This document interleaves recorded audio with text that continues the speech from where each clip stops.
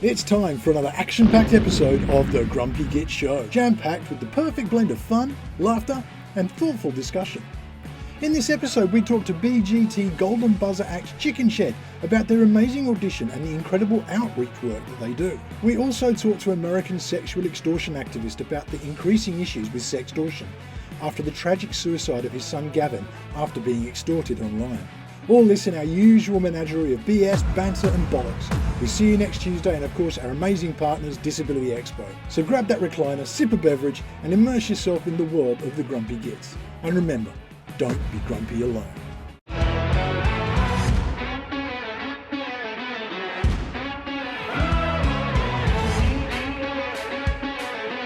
Good morning, good afternoon and good evening wherever in the world you are watching this, and welcome to another amazing episode of the Grumpy Gits.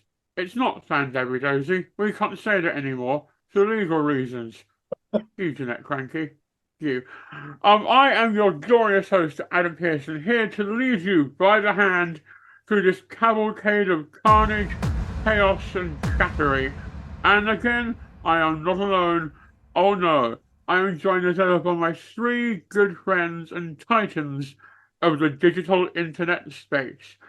Up first, he recently watched Avatar with his daughter, and they've taken out his favourite scene, so he's a little bit upset right now. Martin Dugan, apart from the censorship issue, how are things? Things are really, really good, thank you, mate. I've had a busy week. Always happy to be here, Adam. I can't wait for another episode of the Grumpy Gits. I'm absolutely buzzing. One interesting fact about me today is that I played 70 minutes of wheelchair rugby league today. Interesting fact is, not all the participants were disabled. What? Oh, okay. Yeah, they were in wheelchairs, but apparently able-bodied people like to play wheelchair rugby league now. That's a disadvantage, though, isn't it? It's interesting you say that, though, isn't it? Put it this way, right? All of you can walk full-time here, apart from me. Let's be honest, if you sat yourself down in a wheelchair and you had 5 full-time wheelchair users in front of you coming at you full force, how would you feel about it? I'd be pretty scared because they're all massive. I'd run away because I could. I would absolutely pummel it. I would be like, fuck this, I'm doing it. I once heard the wheelchair rugby thing described to me, and you can tell me how accurate this is, Martin, as Gladiators meets Robot Wars. Yeah, it's pretty accurate. I mean, don't get me wrong, wheelchair rugby league and murder ball are two completely different sports. So wheelchair rugby league is like tag rugby, where you've got tags on your shoulder and you make full contact with the person's chair, and then you've got to rip the tag off them. So it's proper full contact. It's not just the chairs that make contact. It's like, you know, you're trying to grab people as well, literally trying to rip each other's arms off. And so non-disabled people are now rocking up to, I'm assuming, the pub and are doing this to you. This feels a lot like, I don't want to say it's abuse, because, again, legal reasons. It just sounds like it. In my wheelchair rugby league team, I think there's about 10 players and only 2 of us are full-time wheelchair users. Is the presence of non-disabled people using the wheelchairs only since you joined? No. The thing is I'm really at that. When you ask that question, I don't know what the right answer is because I'm scared about what's coming next either side. So I'm like, I don't want to answer any more questions about erotic wheelchair rugby league. So let's move on to the next Grumpy Git, the Thunder from Down Under, the saucy Aussie. He is the Mark Tremonti to my rest of Alterbridge. Dr. Casburn, how are you doing, good sir? I'm good. Just being here makes me feel good. It's been a really, really tough week, but I just love coming here and just forgetting all the woes of life and getting on with just some good stuff and joining with mates. So it's good. I'm feeling good to be here. So is it safe to say that on this day, you see clearly, everything has come to light? Yes, it is. That's an Alterbridge lyric. Go check it out. Metalongus, baby. It's also a wrestler's entrance music. With the best outro to a song in history. That's all I'll say. I agree. I'm just going to look on Chris's face. He hates us talking about music. And finally, a man who has no idea what any of us have just said about music. Chris Lee Smith, what's going on, good sir? It might as well be in Japanese. I don't know what the fuck you're talking about. I'm trying to keep a face, but it keeps on making this confused face. I'm all right, mate. I'm a bit pissed off about the bank holidays and stuff, and the kids are off tonight, so I'm trying to keep them quiet. Oh, can I give a shout out as well? Not to DEFA, but Club Merchandise, who did this for DEFA. They supply merchandise for charities and stuff. I killed another mouse accidentally. Okay. This is becoming a trend. Wow. I swear to God, in the mouse rodent industry, you're like serial killer. You are number one on their FBI. Is it because I work for Disney that you just suddenly started hating mice? Maybe subconsciously. Maybe I'm going after and Mickey. Also, I feel that we moved on from the whole corporate shelling thing way too quickly. You went, yep, corporate shell. Oh, by the way, killed a mouse. Buy from these people. I killed a mouse. I don't know how it happened because I've got a humane mouse trap that obviously doesn't work when I'm operating it. And the second thing, this mouse caught him in the front room. I took him to the field, different field than that magpie that snagged that last one. I let him go and I tipped it up and he just went head first into the ground, right? With his arse in the air and didn't move. And I was like, fuck, he's dead. But I did catch a third mouse and he got away alive. Did he get away from you alive, or did he get away from you releasing him alive? This one's alive. I'm going to kill him. This mouse didn't get in one of Chris's humane traps. He's talking about these humane traps. No, the arsenic, not a snapper thing. The strange thing is this third mouse, I took him to the same field and I opened the trap and usually they dart out. But this one stayed in it for a couple of minutes, and I think he was shitting himself. He's heard. He's gone through the golden grapevine. I think he's been having a chat. I think he's like, if you get caught by this guy, you're done. He stayed in there for a good 2 minutes, and I was like, fuck's sake, hurry up, because it's pissing down with rain. It's going to be like, he lulls you into a false sense of security. You think you're okay. You go, and something will happen. He's an evil bastard. Don't trust him. The more I hear about you, the more I just think you are the jigsaw of the rodent world. It's all accidental. I don't hate mice. Listen, mate, first time's accidental, second time suspicious, third time you're a full-blown mousy serial killer. Shake it once, it's okay. Shake it twice, not bad. 3 times you're playing with yourself. And exactly. There's been three mice, right? There's one that definitely died. Were they all blind? I don't know. The first mouse definitely died because I heard it scream. The second mouse, right? It might have died with its was just playing dead. Just play dead. I'm dead. You won't do anything. And the third one, you let it get away though. But let's be honest, by now, definitely dead. I can't comment on that. Maybe I don't know what the lifespan is of mice around Stone. Probably not a great deal. No, because you live there. There's definitely not a massive census anymore because you're just taking them all out, aren't you? I was going to say, if I get you for Secret Santa, that amateur exterminator t-shirt is happening. Well, let's get on with the show, and we come to, and every time I introduce this segment, I get more and more scared. And I don't know if it's like Martin's added a certain element of chaos that I don't appreciate, that I'm slightly aroused by. But yeah, we're going to do See You Next Tuesday. I'll see you next Tuesday. I'll see you next Tuesday. And let's just get it out of the way. Martin, what have you got for us? This is actually quite tame this week, to be honest, because I watched Terminator Judgment Day this week. And I remember being like, now when you think about films for your youth, like for my youth, when I think about movies, I think about Ghostbusters movies, I think about the Batman, Michael Keaton movies, and Terminator's definitely up there. Terminator Salvation. I was sat watching that film in Australia. Halfway through, I get a phone call. This is when I'd started chatting to Tracy online, and we freaked out phone call. Can you call? I don't know. I had to leave the theatre halfway through a film, go outside, for her to tell me that there's a snake in her garden in fucking England. What am I supposed to do? You've got a snake a snake that's like the worst is going to make you feel a bit ill for a day or so if it bites you. Yeah. I'm in Australia. What am I supposed to do about a snake in your garden? I still haven't ever seen the full movie of Terminator Salvation because of it. So the thing is, was that like an adder? It turned out to be a grass snake. A slow worm. Being less anticlimactic if you tried. What happened was one of Tracy's snakes came, it was trying to find the mouse, but there was no mice left for it to kill. Chris had killed them all. Chris had been there. Already done that area, mate. Move on. The snakes have posters saying "Legend" with a picture of Chris. So back to your question, Adam.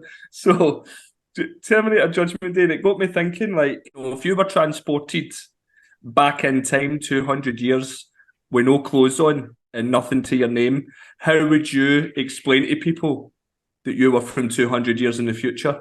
Am I a Terminator or a human? Whatever you want, mate. So somebody comes up to you and goes, "Here, pal, where did you come from and why have you not got any clothes on?" Right, Well, I would fucking grow that massive metal knife thing. Thank God you said knife thing. Yeah, I was trying to find the right word there. Actually, We don't someone know else. about his Amazon history. Because I've watched the wrong Terminator movie. If it was This is Sperminator. Sperminator. Chris walking around medieval England going, Nostalgia. Well, the mice are going, you got off lightly, mate. Mate, I think I'd act confused, as in I didn't know who I was. One of those people that gets naked and wanders off because he's on drugs or something. I'll still be the Terminator. It's just that I'm saying that I'm on drugs at the moment until I get to the clothes store. That's such a soft story. So I went to the clothes store, like, you've not got any money? Oh, God. Gotta wait till the charity shop opens up. I really need this. Adam, what's your answer? I would. Just say you're Adam Pearson, and then it'll be fine. Adam, do you know who I am, baby? Eyes up here. No, Eyes up here. I would do magic tricks to convince them I'm a wizard. A, because it would work. And B, somewhere out there, you'd be very angry, Chris. I would. I sense it when you've done a magic trick now. I'm like, oh, he's fucking done another one. And he's staring at the person really weird. I've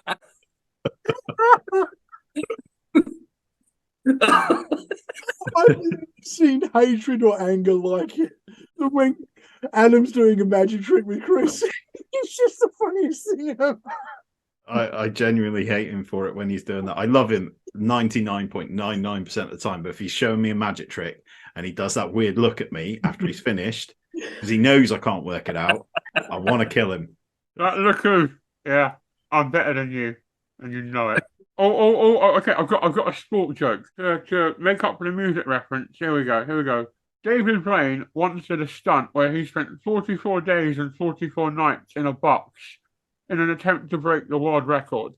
Imagine his disappointment when he learned that the record for sitting in a box and doing nothing stood at 7 years and belonged to Emil Heskey. That's quite old, though, to be fair. I feel like I'd have some serious explaining to do. It would be like, in the future we're all like this. It may look like a button on a woolly jumper right now, but everyone's shrunk in time. Trust me. Oh, so you'd say you were from the future, though? I'd have to explain it. You know, the fear as I arrived, it would shrivel up like a frightened turtle. I reckon they'd be scared as well, though. They'd be like, "How did you make it off Prison Island?" And you're like, I don't know.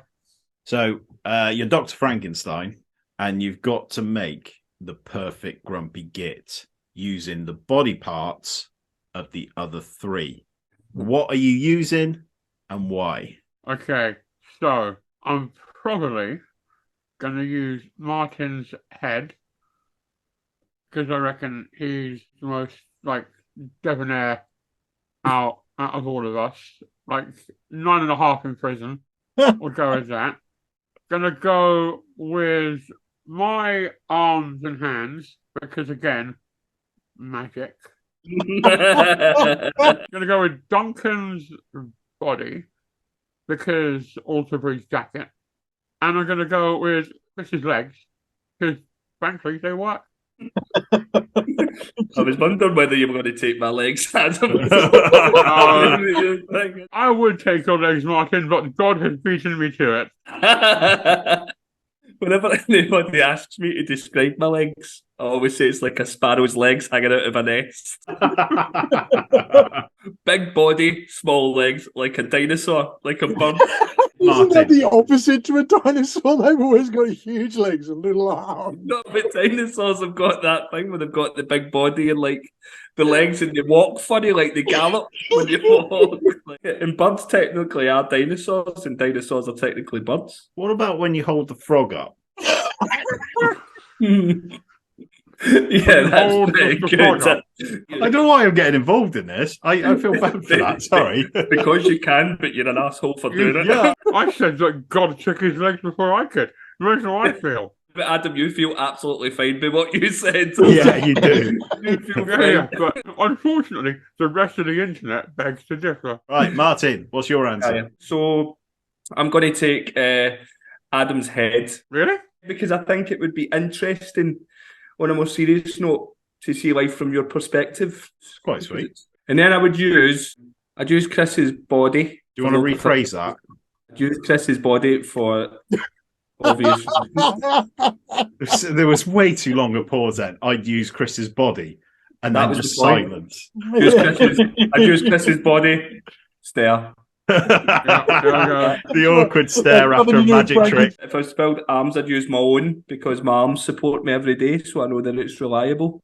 Yeah. And in terms of legs, go on, Duncan. I'll take your legs, buddy, because you sport a good pair of shorts often. And I've always said, like, if I was a walking Martin, I would wear shorts constantly.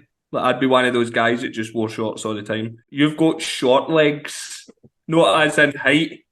I do. I have short legs, which is why I wear the shorts. They look longer. He said, trick of the Optical illusion. eye. Yeah, exactly. When my son was, when we had our scan, our first scan, and the woman doing the ultrasound's gone, very short legs. Yeah. Maybe that's what I need to do. Maybe in order to wear shorts, I need to make my legs shorter. They're useless anyway. I mean, moving a couple inches off, do you know what I mean? In fact, shorts probably look best when you've got no legs. So just get rid of them. For legal reasons, I need to say that the Grumpy Gits does not endorse the, and I quote, getting rid of your legs. Unless That's a you want to look psychological good in condition. shorts. If you want to look good in shorts, get smaller legs and less. That's actually a thing called body integrity identity disorder. Go get it checked out. Go and get it checked out. I've got to go for Martin's hair for obvious reasons. I like his hair. It's grey as anything, mate, like Benjamin Button. You got this silver thing going on. You can wrap shit in glitter all you like, it's still grey. Got that whole, I was once a Marine thing happening, and it Yeah, Like Avatar, like the guy from Avatar. yeah, It's that's the it. thing. You just need those 3 scars across your face. I need to become blue and tall. That's what I need to do. Hold your breath. Hold your breath. I'm pretty sure holding my breath was how this whole disabled thing started in the first place. That's another story. I want Chris's torso, just because if I happen to wind up in an environment where there's killer rodents, I know I'm going to survive that. You Yeah. think I'm rodent proof? And there's no danger to killing these mice that I've murdered? Ask the mice. Yeah, listen, Chris, stats don't lie. You've killed more mice than mice have killed you. I still don't know It's what my more the- torso has to do with that. I don't. It's more the reputation behind it. They'll know. They'll know. Oh, it's Chris's body. Get away from him. If you've got the Yeah, but stomach he's to got kill Martin's mice, hair. We piss Adam off. What's going on? I don't know. He's got it's something to do with a mouse. Or if he's doing a magic trick, Oh, I'll have him. He said he's coming for you. Oh no, I'm not saying that word. He's just coming for you. that's what all your stuffed animals say, isn't it, Adam? I was playing golf. That's my story. I'm sticking to it. I didn't have a golf hole, so I cut one and started putting. What's Adam's body part that you're having? I'm going to go the legs for Adam. He's Okay. he's surprisingly dapper on his legs. All right, whose question's next? Instead of the grumpy gits, it's the grumpy gals, and we're going to form a drag troupe. What's each person's name going to be? So I'm thinking for Adam, it's going to be Poker Mon. Yeah, for Chris, I'm thinking Forgotma Meds. And after Martin's recent confessions, I'm just going to go for Sparrow. I need a bit of time for this one. just wait a wee minute. I've found something. The drag queen name generator. Yeah, do that. That Let's sounds do good. this. Yes. Which generation do you belong to? Right, I'll just say millennial. What do you currently do in life? The options are: I'm trying to figure that out. I work in an office. I do not work in an office. Full-time student and rocking it. Just say, trying to figure it out for all of us. What is your deepest desire? To be in drag. And this is the options: inner and outer peace. No. Here's the next one. Nope. Here's the next one. A compassionate world. No. What? Not interested. Personal growth. Finding true love. Nothing. Understanding other people. Right, what one should we go for? Understanding other people? Yeah, go on. Yeah, I think so. It's the least shit out of the five. What would you say is your strongest quality? Big penis. My big penis. We've seen the Pokemon holes. I don't know what you're talking about. That's it. That mouth's very, very close to, I don't even need to read the other ones. Do you know? Do you know what one I'm going to pick? My life is a crazy explosion of shapes and colours. So that's what I'm going to pick. How many questions has this got? What role do you play in your friendships? I make my friends laugh. Is all this the to choose a drag name for us? Yeah. Because this sounds like a Google survey that you've been roped into. This sounds like you've gone on to freaking eHarmony. I'm bad for me, Harmony. True story. Yeah, I've got to hear that. Adam, tell the story. So I signed up, but before I signed up, I went on and looked because what do women want? Like, fuck if I know. And it was all, I want a man who's kind, smart, with a good sense of humour. And I'm like, winning. Literally describing the person. So I went on and I filled the form in.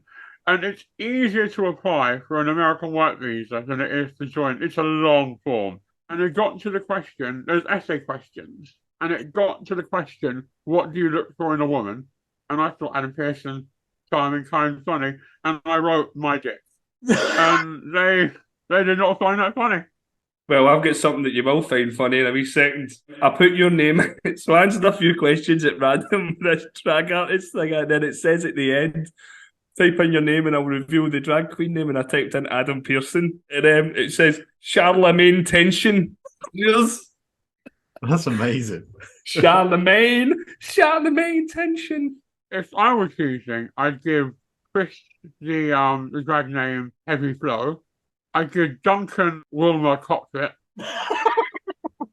Somewhere, someplace, somebody is actually going, that's brilliant, I'm using that. If I see it in Drag Race, I'm going to kick off. You're like, that was me. Adam, what's your question? You have won a competition, and the prize is £1 million. Awesome. However, the criteria for winning the competition is you had to be the millionth person to sign up to Belle Delphine's OnlyFans. If you claim it was a fraudulent transaction, you forfeit the prize money. How do you break it to your friends and family? Easy. I signed up to OnlyFans and I've won £1 million. Fuck that. It's worth £1 million. Maybe 10,000. I might be questioning it, but £1 million. Fuck me. I'd say I'd signed up to Nigel Farage's OnlyFans for that. Didn't realise you had one. Me neither, but if you had one, I would admit to it. Again, it's just him shagging a flag. Just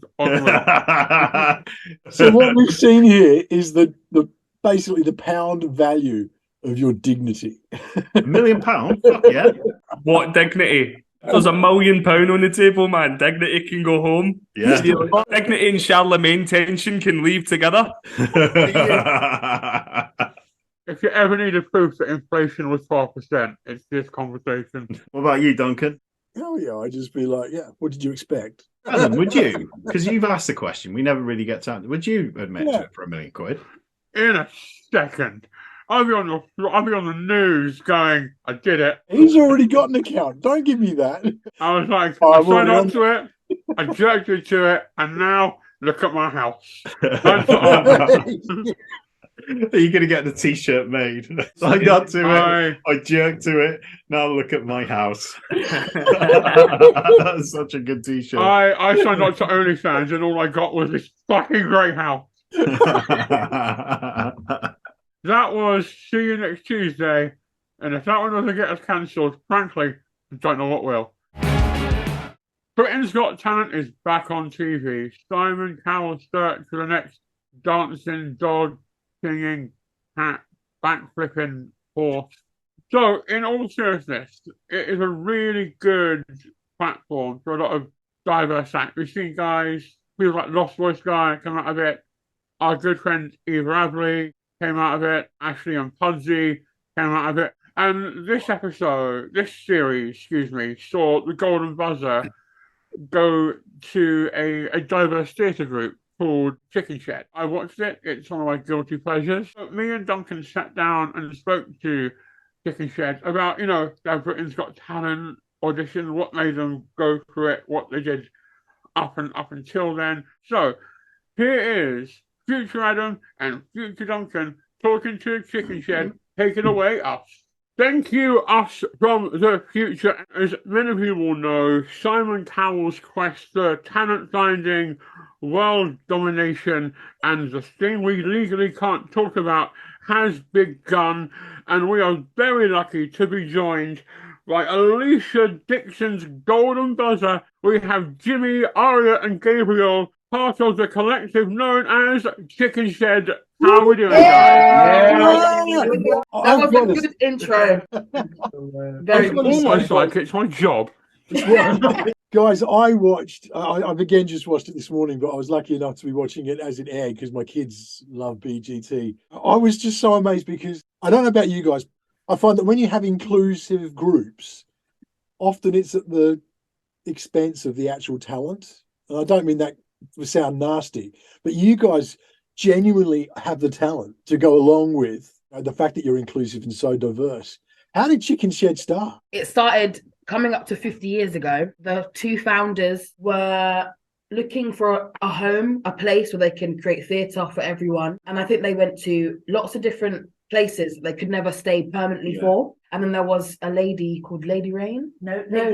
Lazy Elizabeth Bing. And she basically had a very big house, lots of land, and she had a massive chicken shed. And she was like, well, you can use this chicken shed. There's no chickens in it, but you can use it for free. Eventually just stuck like, I'm going to the chicken shed. I'm going to the shed. Yeah, I'm going to go to the chicken shed. I'm going to go perform at the chicken shed. And then eventually when we got a space of our own, a building, we thought might as well stay true to the name and call it chicken. Because I was looking at the name and thinking where it came from, and I've been called chicken shit a lot, but never actually had the chicken shed side of it. I've been told I look like a shed, but that's an entirely different thing. What was it like heading onto that stage? Because the thing that got me was that Simon obviously knew about you guys because he commented on it, that he's been waiting for you guys to come on. And when I was looking through, you did the Queen's coronation, is that right? Yes, Manchester. Oh yeah. We did. What's the list of some of the stuff you guys have achieved long before getting onto? I think there's quite a bit. Yeah. We've got some sheds in like Helsinki, in New York. A lot of work they do in China. Obviously here we've got Kensington, got Haringey, Israelis coming over. We do a lot of outreach stuff within like prisons and youth offenders and secondary schools and primary schools. How has it been since Britain's Got Talent? No. Got a Golden Buzzer, obviously only like 5-6 acts get it a year. How is the world of infamy and shame treating you? It's crazy. Yeah. It's crazy. There's a lot of early mornings. Yeah. There's a lot of early mornings. You don't have early mornings outreach. You act like you don't do outreach. Gabriel goes on outreach all the time with us. He's used to early tired mornings. all the time. He's tired all the time. This is just his excuse to complain about it. But in general, though, it's been like amazing, and I think a big part of us, at least for me, it was a thing of when we went on Britain's Got Talent. I think we all knew we were going to do well, but we didn't know if the message was going to be as reciprocated as we feel it is. The first time it was like a crowd of 3,000 people that they understood what we were talking about. They kind of got the message full stop. All of them. All of them. All of them. Yeah, it wasn't necessarily like we knew that we'd do well. It's like we knew we'd be proud. Yeah. Like, we knew we'd be proud because we're performing together. And we just kind of wanted to get our message out there. And the fact that the audience participation. They got the message from as soon as basically we started speaking. Yeah. It was crazy. We're used to like having to fight for the reasons why we do what we do, because we're not a big majority of what we do. The world sometimes they're not ready for the inclusive part. So we're used to kind of like having to really not fight, but answer the questions that need to be answered, but like they don't come easy. So the fact that they knew and they got it straight away was like, wow. There's all these buzzwords that surround it. I'm ever going to panels at places like the BFI, the BBC, and the National Theatre, and I think, oh, we're diverse. So I'm like, yeah, but are you inclusive? Because diversity is being asked to the disco, inclusion is being asked to dance, and I don't think we're doing enough dancing. So when you guys came on, I was like, yes, because obviously watching it back on the telly is very different to how it may have happened in the there and then. And Duncan touched on it earlier. That very often when you see particularly disability on the telly, there's often sort of like wanky music in the background. People love a little bit of like REM or Dido. Yeah. Or that fucking take that song rule the world. And so there's always that worry that it might. It's now been replaced, isn't it? It all comes from The Greatest Showman now. That's a good movie. That Greatest Showman. It's a great film, great music, but it's now just become the staple for inclusion. Yeah. This is me. What? You don't know that song. I might be really good at identity fraud. Don't judge me. So yeah, was there any concerns that you might be not necessarily misrepresented? Over inspirationalized. 100% for many different reasons. So we had a massive, not a massive, I call it massive because it was a big moment for us, but we had a listening party here last Saturday, and it was so cute. Like the cast and the family were invited, anyone part of Chickenshed were invited, and for a lot of us, because we love what we do, and this place is very special for so many different reasons to so many different people. We were it's sacred. We were very nervous to not the fact to go on to the show. It was like nervous to the fact that we're like something that we want to protect so much could be perceived in so many different ways. Like the fact that we could be using disability to like get a golden buzzer or get further ahead. It was very nerve-wracking, like to put our like special place out there. And I think we chose a great song to show the beginning of our story. Definitely. Something I think people may not realise having watched it is that you guys write a lot of the music yourselves, don't you? I mean, the raps were clearly written by you guys. Yeah. Written by Gabriel Demar, Jimmy. Yeah. We really very like heavily influenced by obviously the world, but we write our own stuff. These guys definitely write their own stuff. Yeah. We've got like a team of some writers that write the show. I was going back to something Gabriel said just shortly. Use the term sacred. Why does it have that impact for you? It has that impact because if you truly love something, if you're truly passionate about it, if you feel like you can find something in someone or find something in some place that is home to you and it's very special to you, you don't want anybody to harm that. You don't want anybody to take that or perceive it as something wrong. So you try your best to protect it. And that's why I say that like this place is sacred, to all of us. It becomes more than just a hobby, doesn't it? It's where your soul is able to, forgive the pun, sing. And you have this like community around you. And I imagine you guys have got like a very, granted unwritten, but like a really strict, like no wanker policy. Do you know what? Everyone has their days. So how do you deal with that? I want to know. If someone's getting a bit diva-ish, a bit wankerish. We embrace that. Diva. Use it. Yeah. If you're a diva, it's just because you're having a morning and you care about something, Yeah. Who is it? I bet I can guess. That little one that went, the night is contagious, go tell your neighbours. Oh, Bella! I bet she flies up. She's complaining about early mornings. Yes. About the diva. After being late. Is it diva? It's not to me. No, actually, he is low-key a diva. Gabriel's the diva. Gabriel's actually the diva. Gabriel will walk up at 3 PM to Chickenshed. I'll be like, Gabriel, you alright, mate? I'm tired. Don't listen to them, they're lying. I'm rolling out of this cab. I want to go back to the inclusivity side of things and inclusion. When you guys say that, and you kind of, it's a badge of pride, but it's just something that I feel is just naturally innate with you guys. What does it look like for you? What does it mean when someone comes in? How do you reflect that? Well, I think the fact that being inclusive is such a big thing is so sad. The fact that they're inclusive, I think is so sad. Yeah. If you think about it, it is really, really sad. It's new. It's very new to them. It's like It's something that's mundane and not, it's just Yeah. human nature. Yeah. Just Yeah, like treat others how you like to be treated. and it's because Well, there isn't a place like us, so we stand out as one of a kind, which is great. But at the same time, it's like We don't Cara want to said, be. it's It's bad bad. that we're literally the only thing that's there. Yeah. I think the biggest thing that we do, which makes us stand out, is the fact that we empower our people as well. Yeah. We don't just tell them, "Oh, come in, you'll feel safe here." We also put them on that platform where that we embrace their flaws and their flaws, so called, and make them of something, if it makes sense. It's not the fact that we empower people, is we give people the time and the voice and remind them that they can empower themselves. And when someone empowers themselves, like the fact that you can't give yourself a compliment, you're meant to wait for a compliment, is wild. Like you should be your biggest fan. Yeah. So Big we give people the voice to say, "Oh, I am this, I am that, Yeah. I want to be this, I want to be that." This is me. It's like me. It's like me sometimes. I be having conversations with Jimmy and Cara a lot of the time, and I be like, sometimes I be feeling myself, and I be like, yo, like I'm the greatest. I'm one of the greatest performers ever. You know, Diva. like Diva. I'm See what I mean? I'm See one what I of the- mean? I am the best Huh? on the wheel. That's what I'm saying. Look, empowered. Next week, I'm with you, about Gabriel. the impending breakup of Chickenshed. It happened here. Semi-final time. How are we feeling about the live shows? Very excited. Yeah, very excited. I think it's something we've not experienced before. We're all very experienced performers.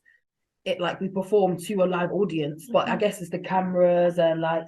I think we're all feeling excited. How do you plan to make it bigger? Without going into too much detail because of spoilers, how are you going to stand out in the semis? And then when you get to the final, because I reckon you will, what happens then? For the kids, obviously, to win would be that one of the best things ever. Yeah. Like because they've already told us stories like, oh, we went into an assembly and they had an assembly about me and they're all wanting to frame their golden confetti. But I think for the us, it's not about winning per se. Of course that would be amazing, and the money we would have, we would really pump that into our mentor and young mentors and stuff like that. But it's about just like the fact that we're trying to change the perspective of people. Even if it's one person, we've done our job. So it's the fact for the semi-final and the final, if we get there, it's just about telling the next part of our story. And whether that's the semi-finals or the finals, we're gonna go out with a bang. Yeah, for sure. And I feel like keeping our integrity is a big thing. Not forgetting who we are, where we come from, keeping our integrity, keeping ourselves is a very big thing. You guys do a lot more outreach and stuff like that than is aside from the Chickenshed stuff. What stuff do you guys get involved with? In terms of outreach, we've got like 2 touring shows. So the first show that's been around for 11 years is called Crime of the Century. Unfortunately, it came about because a member of head of education's nephew was fatally stabbed outside his home in Hackney 11 years ago. And then it just kept going and going and going. So they made a show called Crime of the Century, which basically targets knife crime. And it doesn't like tell you this is wrong. It just brings up the questions and gives you multiple ways of finding the answer for yourselves. Pushes you to think about it. Yeah. What's really good about that show is it follows kind of the life of the perpetrator. How in life, what systems failed him that he then did what he did. Which in the usual place, it's like following the victim and the victim's family and da-da-da. So yeah, it's about knife crime. It's toured to loads of places, majority prisons, youth offenders, schools. And then from that, we used to have like a baby crime, which is when you went into school, like primary schools. But obviously you couldn't really talk about knife crime and stuff like that. Even though now that it's getting younger and younger and younger, we created a show from going into primary schools and workshopping called Day One Big School. And that targets like year 5 to year 6s, like the worries about moving from year 5 to year 6 and year 6 to year 7, because I think we forget that that's a massive step in kids' life. And the things that they were talking about, like knife crime, carrying drugs, like these 9-year-olds, like the fact that they know about stuff like that, they know more than we think. We just come back from Manchester, from the I can't remember the name of it, but it was about assisted living and care background. So we turned crime of the century into less knife crime, more assisted living and social care and care background. You're talking about stuff like knife crime and drugs and all that kind of stuff, the stuff that we all worry about for our kids. Do you think that something like Chickenshed, it really helps to combat that, purely because I think a lot of people get into this? I was talking with someone about this yesterday, a policeman, actually, a friend of mine. There's this thing of needing acceptance, and we all look for someone. And if your home life's difficult, and then you suddenly find crime gangs and stuff like that, where you kind of accept it, you're brought in and you find family. You guys are doing that in a really positive way. But I get the feeling Chickenshed's like one big family. Oh, 100%. We love each We other. are, but we do love each other, but we don't shy away from the lived experiences every individual has had. Some of them have been really bad and some of them have been really good. We just know that we're in a good place now and we know where we want to get to. And as being mentors, some days are hard because it's like you can't just, from people's lived experiences, have had rough, bad lives. Unfortunately, that's the cards that were given to them. They can't just come in and be like, oh yeah, I'm happy today. It's a roller coaster. But that's why we really believe in young mentors and being mentored by someone that knows what you're going through or looks like you. I think that's why what we do is so successful, is because we don't give the answers, because there isn't any. We don't lecture people. We just show what's happened and why it's bad and what maybe our perspective could be. Kind of like, what could you do type of thing. 100%. Guys, I want to thank you so much for joining us and sharing. If people want to find Chickenshed online or check out what you're doing, where can they do so? We've got a website, we've got Instagram, we've got Twitter, Facebook, we've got LinkedIn, we've got all the socials. Just type in Chickenshed and then you'll be able to find from there. But Chickenshed. We will chuck links in the description as well, so please do go check it out and make sure you're watching at least the semi-finals coming up, because Chickenshed are going to be there. Alesha Dixon's Golden Buzzer. Amazing, guys. Thank you. Thank you. See you later. We'll head back to the main podcast now. Back to Adam in the past. Now, all those of you regulars will know that we are sponsored by Disability Expo. We say it every week. July 6th and 7th at the XL in London is the physical expo. And this week we're going to be talking about their sensory zone.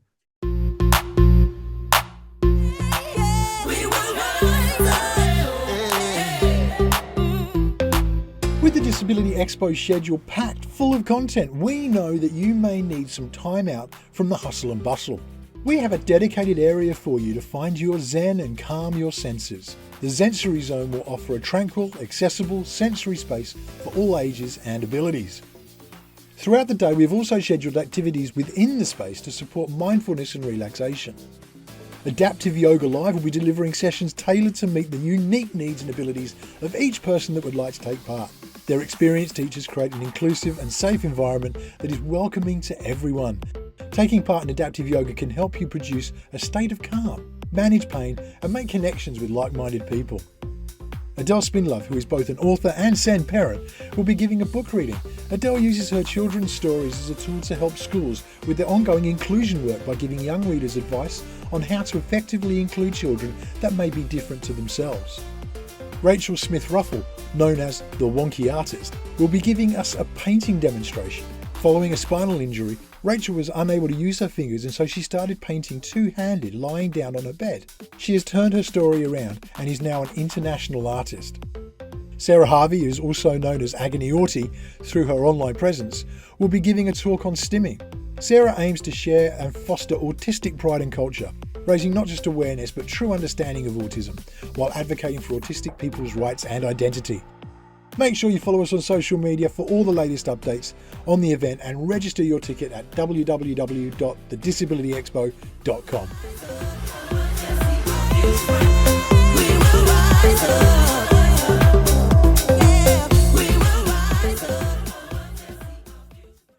And we are back with another one of our patented Grumpy Gits interviews. Now, we were getting slightly heavier and heavier and heavier with these interviews. We had like a real good manly man's chat last week about male body image, and had one of those dark nights of the soul. And so we thought we'd kind of try and keep that sort of like emotive vibe going. We sat down with a man called Brandon Guffey. Trigger warning. The following interview contains discussion about suicide and sexual extortion. Yes, thanks, Adam. We are here with Brandon Guffey. Now, Brandon's got one hell of a story to tell. Welcome, Brandon. Thank you so much for joining us. Thank y'all for having me on. I think the best thing to do is, can you tell me your story? So, July 27th of 2022, my son was in his bedroom. He was being quarantined, final day of quarantine, playing video games. My son, Gavin Guffey, 17. About 12 o'clock, he hopped off a video game with his friends and was hopping. He was getting messages from a girl who he thought was a freshman at another college. And they were messaging back and forth. And, of course, she wanted to jump on a video chat where they exchange images back and forth with one another. After he shared some images, they immediately started extorting him for money. He attempted to pay through Venmo, and they continued to extort him. He told them that he was just going to commit suicide. Most of these messages, they just come back and say, well, you're already dead. And he walked out of his bedroom. I heard him leave his room about 1:35 or so a.m. and I was laying in my bed. I'd just taken my shoes off and was replying to emails because I'm an elected official in the area. I hear him walk by very quietly. I come out to check on him. And as I'm walking, his younger brother was standing in our living room. Gavin was walking towards me in the hall in his underwear. He was kind of covering up his privates, and me being a father and knowing 17-year-old boys, I'm trying to give him his privacy. So as we passed each other in the hallway, I just told him, good night, buddy. I love you. I walked into the living room and leaned down to kiss his brother's head. Gavin walked into the bathroom and shot himself. I questioned why he didn't come to me. He's come to me on many things, but this crime is about holding everyone's shame. They were threatening to release the images to all of his friends, and they send images of the house and say they know where you live. And of course, with me being a political figure, they even use some images that made it look more like a political headline coming at him. When I first read this, it really hit me. I've got young kids myself who are rapidly growing up, already experienced some, not like this, but, issues with what you share on the internet and all that kind of stuff and what can get out there and how it can come back. For you personally, what did that prompt in you? Well, I didn't know exactly the reason at first. I'm what many would call a toxic male. My wife seen me cry 2 times in my life the day Gavin was born because I about lost her and him, and the day that Gavin died. So I was always raised to hold the emotions in. And whenever this first happened, within 24 hours, I went on a Facebook Live video. It caused a lot of self-reflection. And Gavin was very emotional, very artsy. We were complete opposites. I loved my son. I loved that he embraced who he was. But it made me start reflecting and realizing that, showing emotion doesn't make you weak. Showing emotion and then saying, now what, makes you stronger. So I just got on urging parents to make sure that you're talking with your kids and having conversations, and especially the hard conversations. It made me think about us as adults, how we're so busy trying to pretend that we are perfect with our perfect Instagram post. And it wasn't until I realized that we're all messed up that I was able to become a Christian. And I think that what we are missing in this world right now is grace. We're too busy judging people for mistakes that they've made instead of realizing the mistakes made the person that they are. So it just caused a ton of reflection. And it wasn't until a few days later that I realized that he was being extorted. Describing your story makes us all reflect a little bit, I think, in what you've been through and what you've had to witness. Can I ask you a little bit more about your son in terms of what his personality was like? You mentioned that he was the complete opposite to you in terms of what he liked and the kind of things that he enjoyed. But I suppose what I'm trying to get at is maybe a sense of what he was like in the build up to it, whether there was any kind of notices that this was happening, and give us a kind of profile of what kind of character he was. Well, first of all, I didn't notice that it was happening because all of this happened within an hour and a half time span. That was the first thing that was shocking to me. I thought for sure this had been going on for a while and I was unaware, but that's not the case. It all happened within that hour and a half time span. And we're finding that's very common. But Gavin himself, he was I grew up playing American football. So I'm a big NFL fan, college football fan. I coached the boys in soccer, which y'all call football. So I was always into sports. Gavin was not my sports kid. And it wasn't until I realized what he was doing that I said, look, but you don't have to like the things that I like just to spend time with me. Let's do some of the things that you like. And we started going to Comic-Cons. He was really into art. You know, he loved Spider-Man. He would geek out over anything Marvel that was coming out with the movies. And he had a Spider-Man suit that he would just wear out randomly, you know, wear it to a Walmart or something and just to elicit attention. But no one would really know who he was. He would get into trouble. We were alike in that manner, but it was random trouble. I mean, he was a typical teenager, just wanted to have fun. You know, I would constantly tell him, look, you're almost old enough to fight for this country. I'm not here to tell you what you can and can't do. I'm here to guide you and to be there. But, you know, you're at that point where you've got to make decisions. All I ask is you don't make any decisions that are going to permanently change your life. And unfortunately, he made the largest one that would be permanent. The amount of people that told me that, you know, they were suicidal. And Gavin would reach out to them and he would tell them, you know, tomorrow needs you, and talk them out of committing suicide. Brandon, talk to us a little bit about the bill that you're trying to pass through. So out of the 50 states over here, only 7 currently have a bill that makes extortion a crime. And so whenever I introduced the bill, I was elected. My primary for the Republican Party was in June. We had just accomplished it. I still had a general election in November. I wasn't sure if I wanted to proceed in politics. My wife said, you've got to. You're one of the few people that can make a difference. So I come in, and the first thing that I did was I filed a bill to make sextortion a crime in South Carolina. But you have to worry about whether you can charge someone. So say someone commits the crime in another state, whether they can be brought back to South Carolina. Mm-hmm. The only thing that's going to trigger that is if it is a felony, which this is. So what we did was we made sextortion a felony crime. If you're above 18, if you're an adult and you target a child or an at-risk adult, so someone that's, say, on the autism spectrum, which is we're seeing as a big problem, then you will be charged with up to 20 years in prison. If that person dies, you will get an additional 20 years in prison. If it is an adult on an adult, then it is 5 years for a first offense, 10 for a second, and 20 for a third offense. All of these are stackable. So if you're extorting 3 people at one time, you're looking at least 20 years in prison. Now, we got it through the House. It just passed the House. It passed unanimously. So no political backlash. Matter of fact, I had 2/3 of the delegation come up and stand behind me, which I've never seen done. And then a standing ovation as I got done speaking on it. So now it has to go to the Senate. Once it goes through the Senate, then it goes to the governor's desk to get signed into law. Something you said there is, I don't know, but my perception from the UK is so often when these scams occur, when sextortion takes place, it's somebody in a computer farm in India somewhere that's doing this. How do we get through that side of things where it's really not taking place on local soil? That is what I've been struggling with, because the last thing that you want to do is create something like China has, where you limit and control what is online.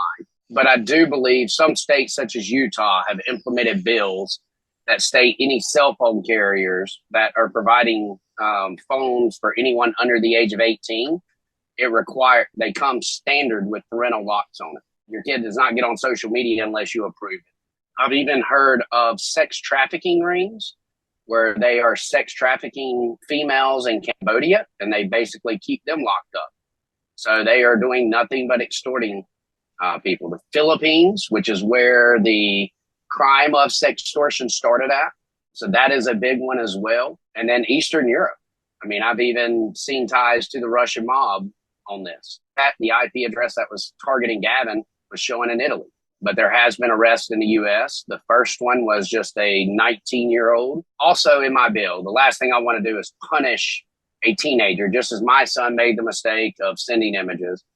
I don't want to punish a teenager and ruin their life and lock them up for something that they are unaware and unintentionally doing. So this kid was simply replying to a work from home ad. He's collecting money over Venmo. He's transferring it over to other accounts. That way it can eventually be transferred into cryptocurrency and sent back to where it's going. So he had no clue, but there are two other individuals that I know of that this has been tied to in the United States, that Homeland Security and ICAC, which is the Internet Crimes Against Children, they will be making arrests there. Now, as far as whenever it goes overseas, it depends on if foreign governments have a rule in place. As an example, in the Philippines, you must face your victim for the crime and you have to have a victim. Well, if the victim commits suicide, there is no victim. So that becomes an issue to hold them accountable for the crime. So you see the government there that's going in and they bust up these call centers, but all they're doing is causing disruptance. But they can't really charge anyone with anything. The question, my daughter's 12, coming on 13. She's about to become a teenager. And she's on all these social media platforms, like Snapchat, Instagram, Twitter, Facebook, WhatsApp, all these different things. And I'm petrified because I'm always worried about what she's saying and what people are saying back to her and who can speak to her, who she doesn't know, how public is it, and all that sort of stuff. Have you approached the social companies themselves, the media companies that these platforms are on, and what's their response been like? Because I can tell you what it's been like in the UK in terms of what their response is like when it comes to protecting children and minors when it comes to being online. Well, I met with Meta. As soon as I got elected, one of the lobbyists came up to me and wanted to talk. I was not very polite. I told them either they need to get in line or they can get offline. The choice is theirs. I fully hold Meta responsible. They have the ability to know what is a fake profile, what is not. They have the ability to stop all of this. They are protecting the criminals. They are they are giving the criminals a platform. They're aware of it. If Elon Musk buying Twitter taught us anything, it's how many fake profiles are out there. Meta does not want to face that reality because if they lose membership, that causes their stocks to change. And so to them, money is more important than protecting children. I just think that's so important, not only that's all over the world, that what you've just said there, like the importance of how these scammers are basically managing to make contact with these kids and how they're doing it and the way and the doors that they're using to avoid being blocked or being, and I think obviously the good thing about that is that that's worldwide. That problem, kids here in the UK will be experiencing the same thing. The UK, in my opinion, and I'm trying to do this here, there was a girl who died from bullying in the UK. And on her death certificate, they changed it from suicide to bullying. They set the precedent worldwide. That is what needs to happen. We have had a tremendous uptick in suicide the last 3 years. And, a lot of it's being blamed on COVID. But the suicide is not, people are not leaving letters. And that is historically not done. Most people leave a letter to let them know.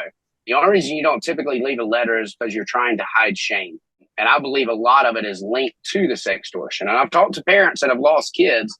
They still won't come out that this is what happened to their son or their daughter, because they feel like it is going to damage their name or their reputation. What would your final message be to anybody out there who, I think that maybe not so much to parents only, but to actually people in the young kids in the UK, teenagers, vulnerable people who might need to hear what you've got to say. What would you say to the people of the UK in terms of moving forward and how to deal with this issue that you've had to deal with, unfortunately, in your life?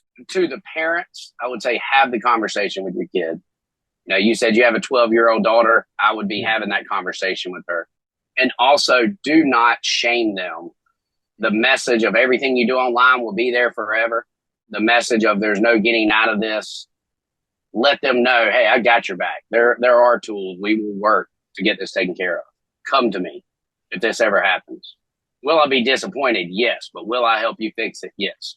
And with the youth, I would say that there is no situation that you cannot overcome with the help. And to ensure that you go to your parents, to a friend, to have that conversation. As hard as it is, one of the UFC fighters said it best and said, as much as I would not like to have that conversation, I would much rather have that conversation than speak at your eulogy. That makes such a difference. And the message that we try to spread here is tomorrow needs you. As I said, suicide is often impulsive. If you can just get to tomorrow, you'll realize that everything is not as important. But it's the old adage of what doesn't kill you will make you stronger. Brandon, thank you so much for really being so open and telling your story about Gavin and everything that's gone on and what you're doing since. If people want to follow up online or reach you, where can they do so? You can go to BrandonGuffey.com. I believe we will have links on there. That's Guffey.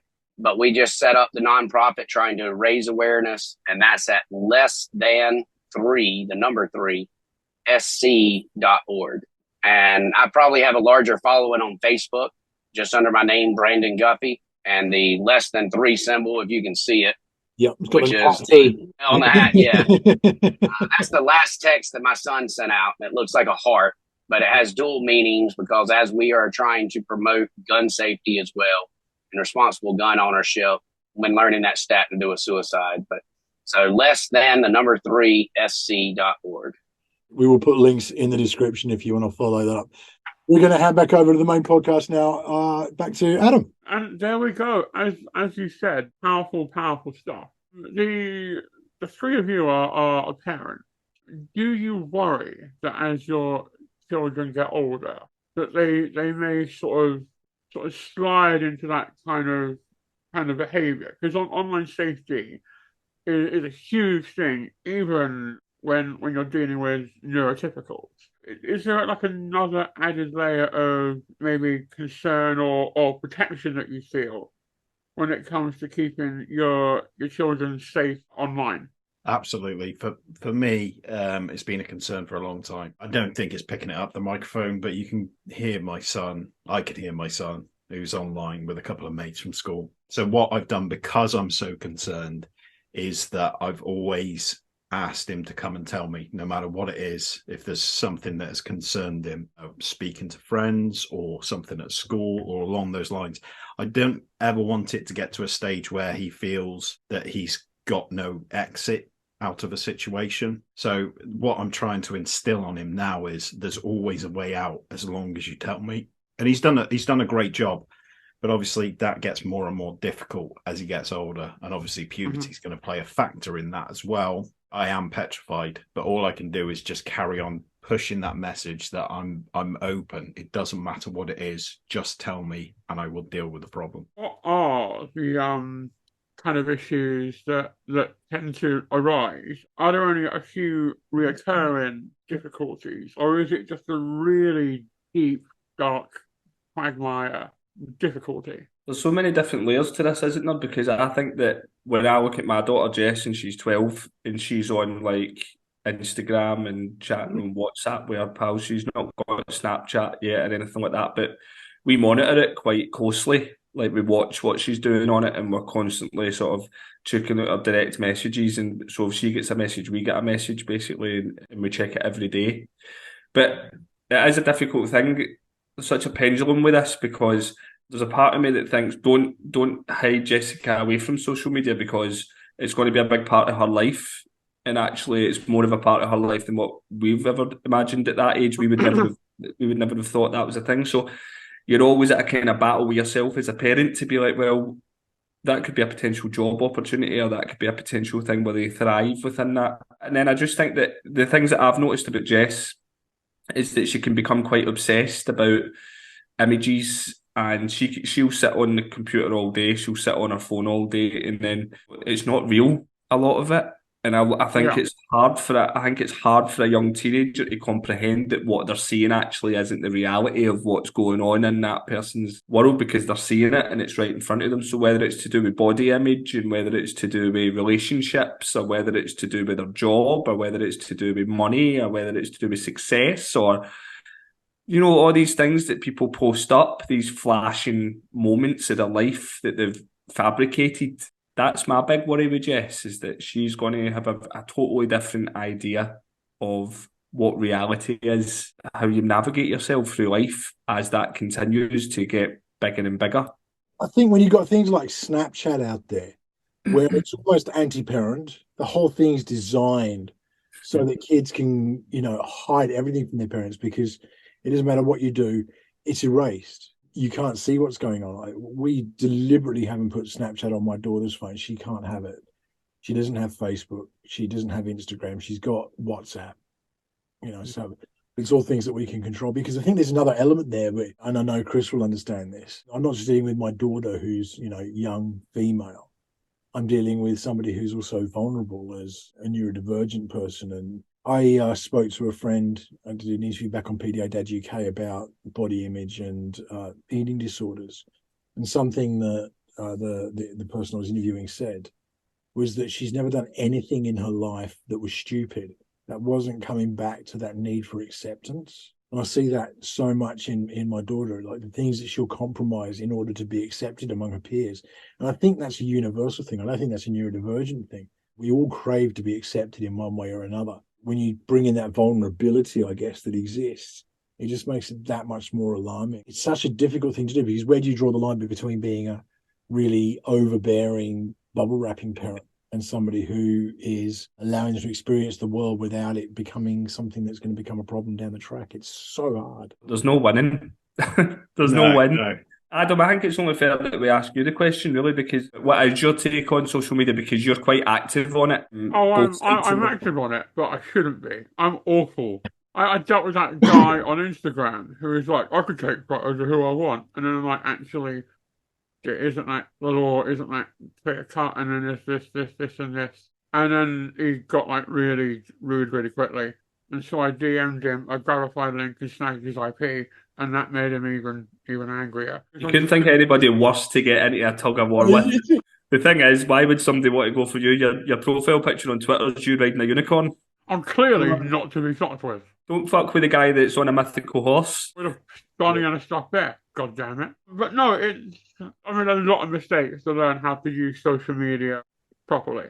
Whether it's kind of having friends call you out on it, having your agent call you at 3 a.m. in America because you made a joke on Twitter drunk and asked you to delete it, or whether it's having beef with rappers. I don't know. I'm not a doctor. It's a double-edged sword. Yeah, it's all about using it sensibly, but also knowing that it's not real. It's all just digital noise. To a certain extent. I mean, you've talked about getting cancelled and bad jokes. That can have a detrimental effect to your career. I'm disabled. I don't know any better. That's the first time I've ever heard anybody say it out loud. That actually works. I was convinced. I was like, he's disabled. He doesn't know any better, so they should give him a job. Reeling this back in, something that really hit me about talking to Brandon was that something that I think we don't think about. We always think, maybe in a really sexist way, I always think about the effect it's going to have on women more than it's going to have on guys. What do you mean for the sextortion stuff?